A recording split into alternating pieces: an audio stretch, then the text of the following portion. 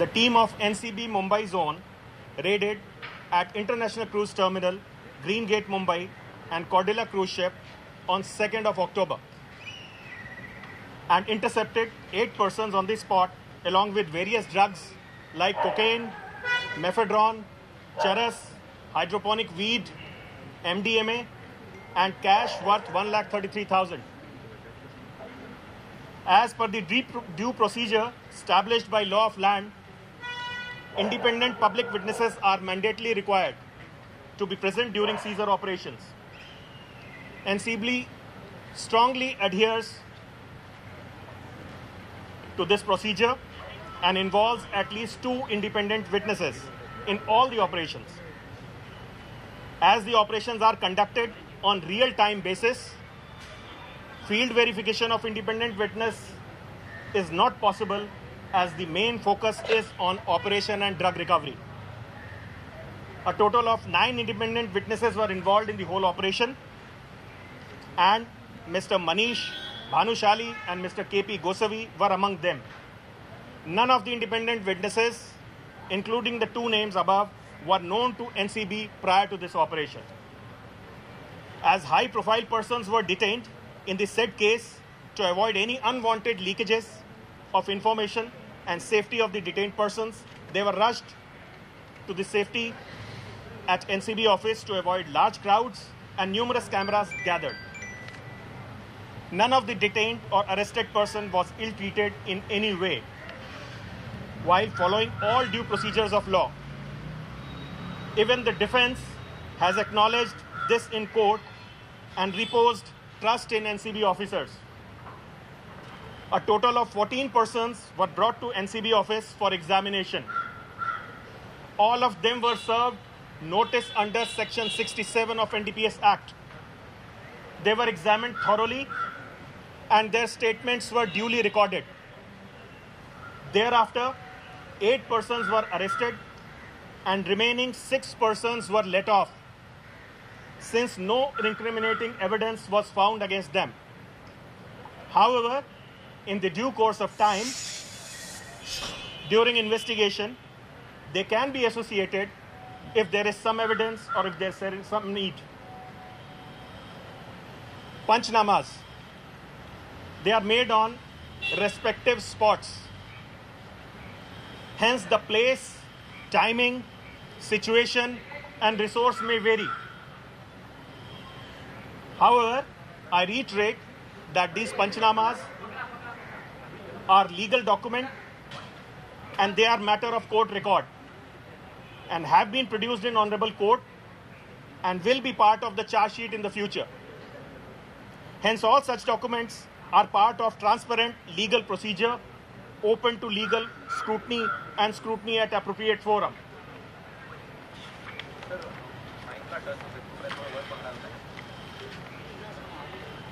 The police custody of 8 persons arrested from the granted by Honorable Court, initially for 1 day, further it was extended by 4 days, and now they have been granted judicial custody for 14 days. They have been sent to Arthur Jail, as you all know. All other 10 accused persons arrested later were also granted police custody by Honorable Court after duly considering the contentions and material presented by NCB. They have been granted custody for different durations and are being interrogated and examined by NCB presently. On the basis of interrogation and disclosure by accused persons during custodial interrogation, 6 follow-up seizures have been effected at various places in Mumbai, following due procedures as per law. In these follow-up operations, 10 persons, including 1 foreigner, has been apprehended, arrested, making the total to 18. Various drugs like ecstasy, mephedrone, hydroponic weed, multi-strain cannabis, charas, etc. have been recovered, including few commercial quantities of drugs, which is a serious concern. Continuous drug recoveries in the follow-up operations indicate towards the large network in this drug menace, spoiling our younger generation. Investigation of the case is in progress to unearth the entire chain and the network. All the allegations leveled against the NCB are baseless, motivated, afterthought, and prejudiced. Such statements are based on conjecture and assumptions. These assumptions are frivolous and malicious in the view of document and record produced, duly followed by NCB, that can be subject to legal verification. NCB reiterates that its procedure has been and will continue to be professionally and legally transparent and unbiased, and all the suspect and accused persons have been treated at par and in accordance with law.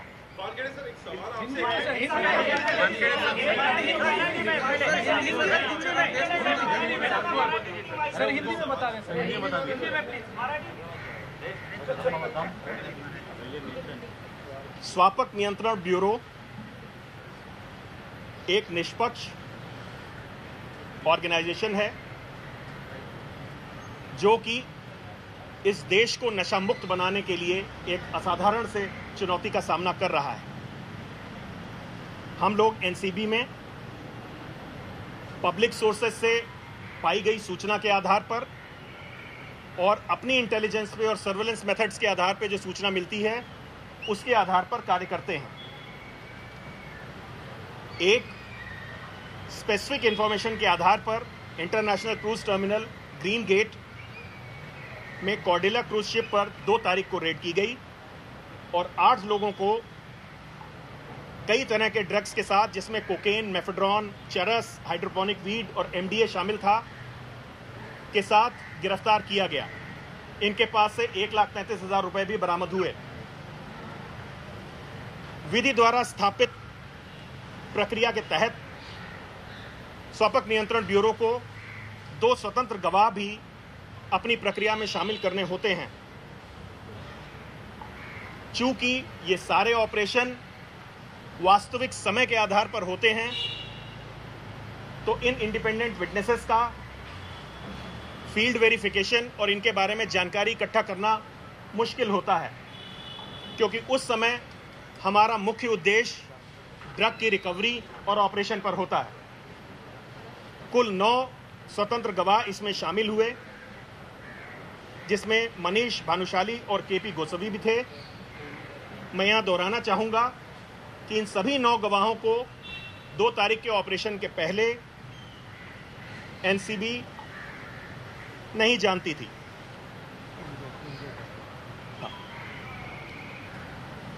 चूंकि इस red में जो लोग गिरफ्तार हुए थे, उसके बाद उनकी सेफ्टी को ध्यान में रखते हुए काफ़ी भीड़ जो कि इकट्ठा हो गई थी, तमाम सारे कैमरे थे, उसको ध्यान में रखते हुए इनको एनसीबी ऑफिस में लाया गया।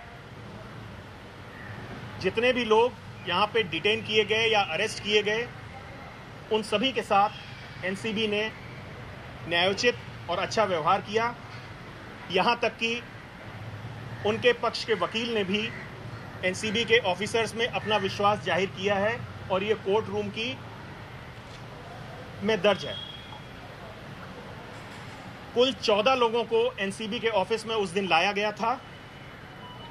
सभी को धारा 67 के अंतर्गत नोटिस इशू किया गया। सभी को थॉरोली एग्जामिनेशन किया गया और उनके स्टेटमेंट रिकॉर्ड किए गए।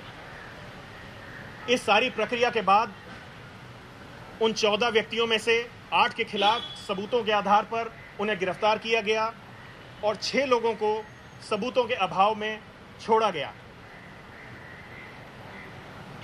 पंचनामा हम लोग स्पॉट पर बनाते हैं। विभिन्न ऑपरेशंस में ये ड्रग स्पॉट विभिन्न हो सकते हैं।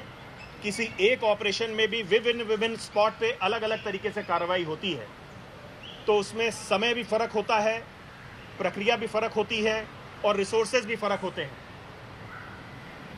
हालांकि ये सारे डॉक्यूमेंट एक विधिक प्रक्रिया का हिस्सा हैं और आने वाले समय में माननीय न्यायालय में प्रस्तुत किए जाएंगे और अभी भी 1 बार 2 बार ये न्यायालय में प्रस्तुत किए जा चुके हैं। जिन लोगों को एनसीबी ने अरेस्ट किया था, 8 लोगों को, उनके लिए पुलिस कस्टडी कोर्ट ने शुरुआती तौर पे 1 दिन की ग्रांट की, उसके बाद 4 दिन की अवधि और बढ़ाई गई और उसके बाद 14 दिन के लिए उनको जुडिशियल कस्टडी में आर्थर जेल भेज दिया गया है। जो बाकी 10 लोग अरेस्टेड हैं उनको भी विभिन्न समय के लिए पुलिस कस्टडी में एनसीबी में पूछताछ जारी है और माननीय कोर्ट ने सभी अभियुक्तों के खिलाफ हमें पुलिस कस्टडी प्रदान की है। तो एक तरीके से देखा जाए कि कोर्ट ने इसमें अच्छी तरीके से सोच विचार और हमारे द्वारा प्रस्तुत किए गए साक्ष्यों के आधार पे हमें पुलिस कस्टडी और बाद में इनको जुडिशियल कस्टडी ग्रांट की है। कस्टडी के दौरान अभियुक्तों द्वारा किए गए खुलासे और उनके बयान के आधार पर 6 और ऑपरेशन कंडक्ट किए गए। जो बाद में हुए हैं 6 फॉलोअप सीजर्स, उसमें 10 आदमियों को हम लोगों ने गिरफ्तार किया है और विभिन्न प्रकार के ड्रग जैसे एक्सटेसी, मेफेड्रॉन, हाइड्रोपोनिक वीड, चरस वगैरह इनसे बरामद हुए हैं। लगातार हो रही गिरफ्तारियां और ड्रग की रिकवरी इस ओर इंगित करती हैं कि ये एक बहुत बड़ा नेटवर्क है और हमारी युवाओं को बुरी तरह प्रभावित कर रहा है। इस केस का अन्वेषण जारी है और आने वाले समय में मेरा विश्वास है कि हम सभी इस पूरे गिरोह का पर्दाफाश कर सकेंगे। एनसीबी के खिलाफ लगाए गए सारे आरोप निराधार हैं और प्रीजुडिस्ड हैं। जो भी स्टेटमेंट हैं वो अजम्पशन के आधार पर दिए गए हैं।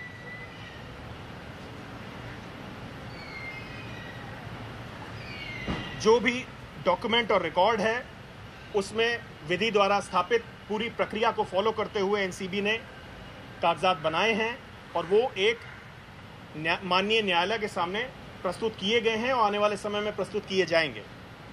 एक बार फिर हम दोहराना चाहेंगे कि एनसीबी अपना काम बहुत ही प्रोफेशनल तरीके से, निष्पक्ष रूप से, निष्काम भाव से कर रही है, जो कि लीगली पारदर्शी है और बिना किसी भेदभाव के, बिना किसी विद्वेष के है और हम सभी सस्पेक्ट और अक्यूज्ड पर्सन्स को समभाव से ट्रीट करते हैं। धन्यवाद।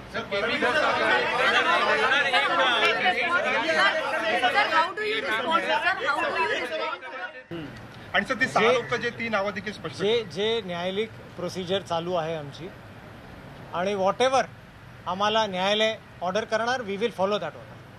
सर एकूणच ते तुम्ही म्हणालात की एनसीबीचा असा आरोप आहे की 3 लोकांना म्हणजे 11 लोकांना पकडलं होतं, त्या 3 लोकांना टोटल कारवाई कशा स्वरूपाची होती? टोटल हे जे 11 लोकांचं नाव, 11 लोकांची यादी आहे, इट इज नॉट 11 नाहीत आहे ते टोटल 14 लोकांना आम्ही ऑफिसमध्ये आणलं होतं इन्व्हेस्टिगेशनसाठी। 67चा नोटीस देऊन त्यानंतर प्रॉपरली त्यांची स्टेटमेंट रेकॉर्ड झाली होती आणि त्यानंतर 8 लोकांना अटक केलं होतं। हे 10-11 जे म्हणतात ते नव्हते आणि ज्यांच्या विरुद्ध एव्हिडन्सेस होते आमच्याकडे, they have been placed under arrest आणि ज्यांच्याकडे नव्हते, investigation is still going on against them. तर अगेन मी रिटेरिएट करतो, 10-11 नव्हते, 14 जण होते। सर 3 लोक कोण होते? ते कुठल्या राजकीय पक्षाशी संबंधित होते का? कुठल्या म्हणजे उद्योगपतींची मुलं होती? कोण होते ते? म्हणून तुम्ही त्यांना सोडून दिलेलं आहे? याला we are again a very independent आणि प्रोफेशनल एजन्सी। आम्ही कुठला पक्ष, कुठले जाती हे कधी भेदभाव करत नाही। जे कायदा म्हणतो, जे लॉ म्हणतो ते आम्ही करतो। तर तुमचा मोबाईल तपासावा असं देखील त्यांनी मागणी केली आहे। जे कोर्ट, जे माननीय न्यायालय आम्हाला सांगणार ते आम्ही करणार। धन्यवाद।